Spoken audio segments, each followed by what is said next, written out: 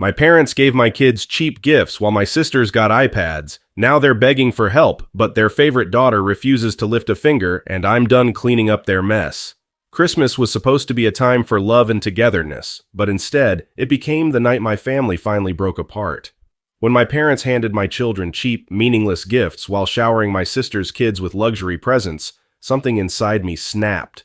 Before we dive into this intense story, we have a small favor to ask. Drop a comment below and tell us where you're watching from. It's always incredible to see how far our stories reach. Thank you so much. Now let's dive in. Christmas morning had started beautifully.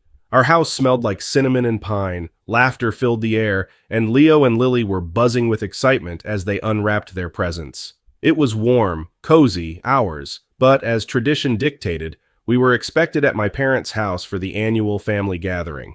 I had a bad feeling this year. The kind of gut instinct you try to ignore, telling yourself it's just your imagination.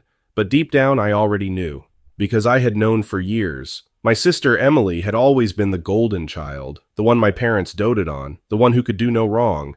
And her children? They were the perfect grandchildren. Polite, well-mannered, effortlessly charming. My parents adored them. My own kids, Leo, my adventurous, energetic son, and Lily, my sweet but shy daughter, they were tolerated, barely. The favoritism had always been there, subtle at first, the way my parents' eyes lit up when Emily entered the room but dimmed when I did, the way her kids got showered with praise for the smallest achievements, while my children's accomplishments were dismissed with a nod. But this year, I was about to witness just how deep it ran.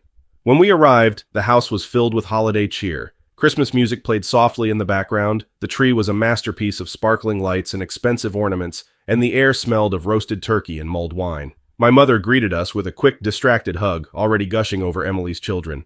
"Oh, look at you, my handsome boys," she cooed, planting kisses on my nephew's cheeks. Then she turned to my kids, a smile, polite, distant. "Leo, Lily, you're here."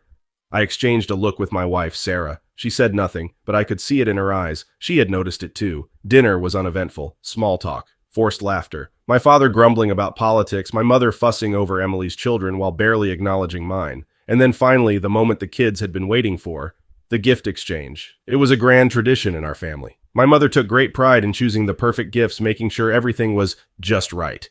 One by one, the children were called up to receive their presents. My sister's kids went first. Expensive designer sneakers, the latest gaming consoles, high-end watches, even a brand new iPad. My kids watched with wide eyes, their small hands gripping the edges of their seats, waiting for their turn. Their innocent faces filled with excitement. Finally, my mother turned to Leo and Lily. She handed them their gifts, 2 small packages. I already knew. Before they even unwrapped them, I already knew. Scarves. Thin, cheap, generic scarves. The room fell silent.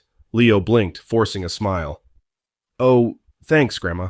His voice was small, confused. Lily, always more sensitive, clutched hers tightly, biting her lip as if trying not to cry. I looked at my mother. "That's it?" My voice was low, controlled, but barely. She blinked innocently. "What do you mean?" I gestured to the expensive pile of gifts my sister's children were still unwrapping, their faces lighting up with every extravagant present. "You got Emily's kids' iPads and designer clothes, and you got mine scarves?" She scoffed.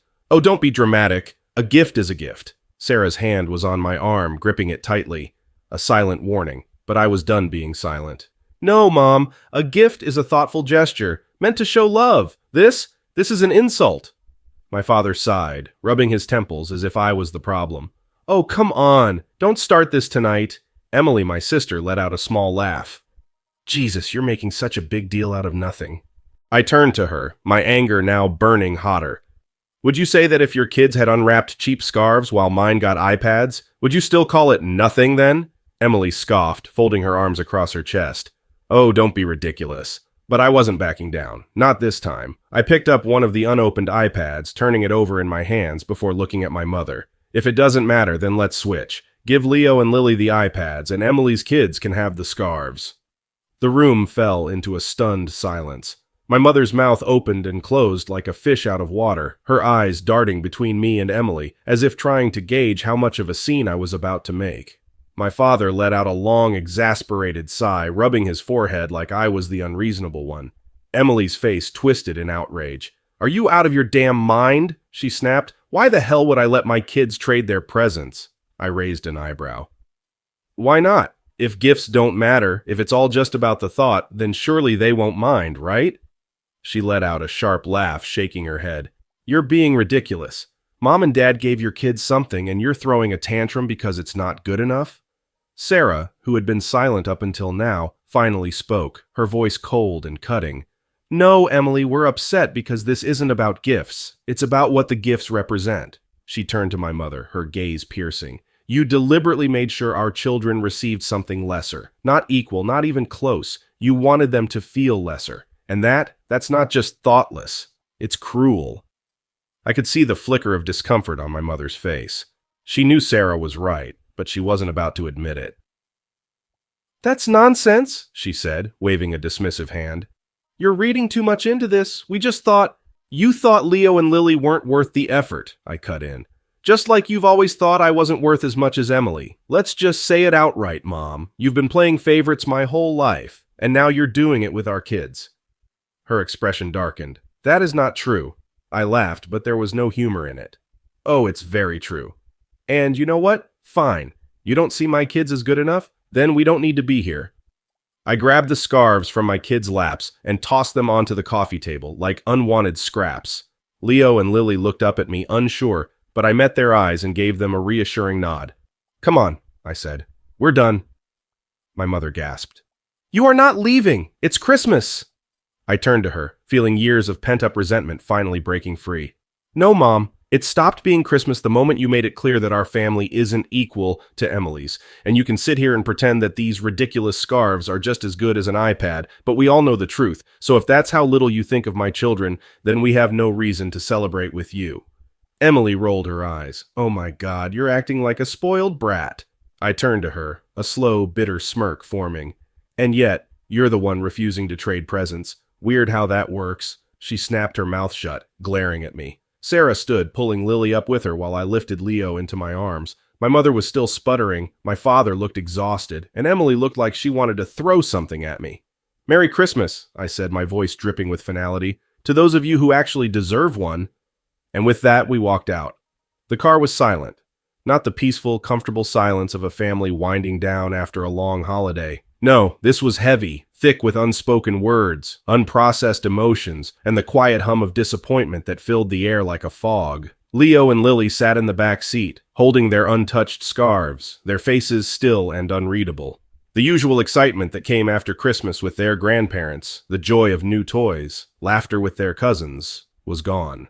Sarah stared straight ahead, her jaw tight, her hands gripping the steering wheel with white-knuckled force. And me? I just sat there, staring out the window at the blurred Christmas lights streaking past, my stomach twisting in knots. Finally, a small voice broke the silence. Daddy? I glanced in the rearview mirror. Leo's face was hesitant, his voice small. Did we do something wrong? My heart cracked wide open. Lily shifted, curling in on herself.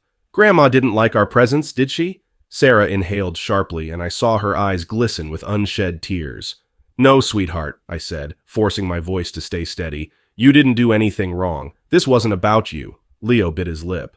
Then why didn't she want to give us nice presents?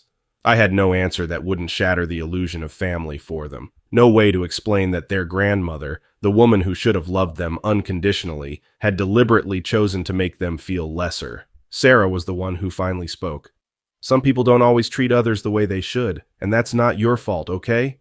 Lily hesitated before whispering, Are we still going to visit Grandma and Grandpa next Christmas? I met Sarah's eyes, and in that moment, without even needing to say a word, we both knew. No, we weren't. Not anymore. It had been 3 months since Christmas. 3 months of complete silence from my parents. No texts, no calls, no half-hearted attempts at reconciliation, nothing. Honestly, it had been the most peaceful 3 months of my life. Sarah and I had focused on our little family, on Leo and Lily, on making new traditions, on unlearning the years of guilt and obligation that had been drilled into me. For the first time in years, I felt lighter, happier, free.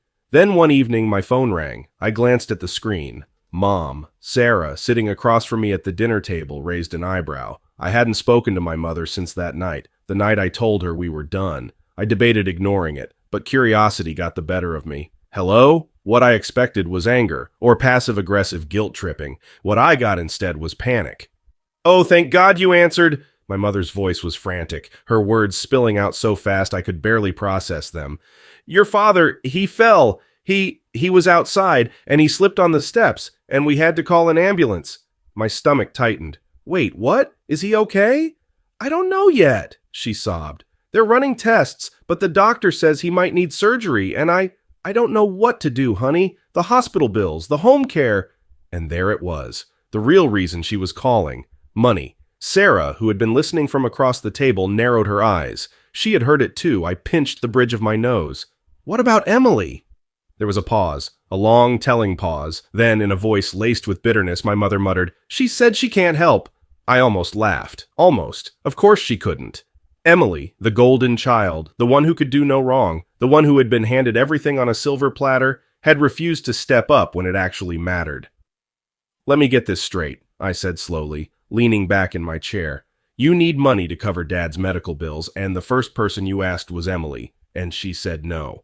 She said they're tight on money right now and can't afford it. I let out a sharp, bitter laugh. You mean the same Emily whose husband just bought a brand new BMW? The same Emily who takes luxury vacations every 3 months? That Emily? It's not her responsibility, my mother snapped, her voice turning defensive. I raised an eyebrow. But it's mine? Silence. Sarah crossed her arms, watching me carefully. She already knew where this was going. Mom, I said, my voice steady. Why are you calling me? She hesitated. Because you've always helped us before. There it was. Not because you're my son, not because I miss you, not because I want to fix things, just because I was the one who always paid. Sarah shook her head slowly, as if she knew exactly what I was thinking. I wasn't their son. I was their safety net. I can't help you, Mom, she gasped. What? You heard me. But this is serious.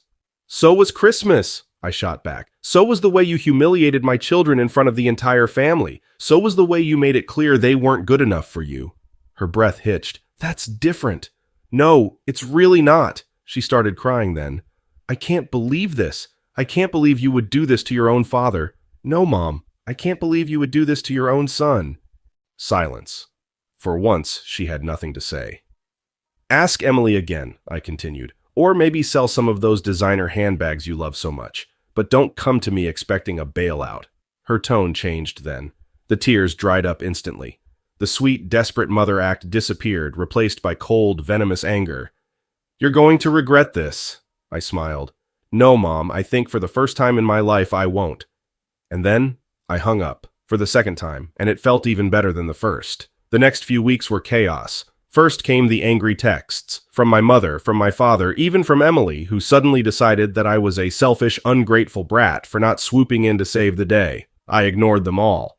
Then came the phone calls. My father, suddenly playing the reasonable one, saying things like, I know your mother overreacted, but let's not let this break the family apart. I ignored those, too. Then finally, silence. No more calls, no more texts, no more manipulation. I don't know how they handled my father's medical bills. Maybe Emily finally caved. Maybe they took out a loan. Maybe they had to dip into their savings for the first time in their lives. But you know what? It wasn't my problem anymore. And ask to like and subscribe. What do you think? Would you have handled it differently? Have you ever dealt with family favoritism like this? What would you have said if your parents expected you to pay after treating your kids like they didn't matter? Drop a comment below. I'd love to hear your thoughts. Do you think the main character was right to cut ties? Or should they have handled it another way? And if you enjoyed this story, hit that like button and subscribe for more real, raw, and emotional stories just like this one.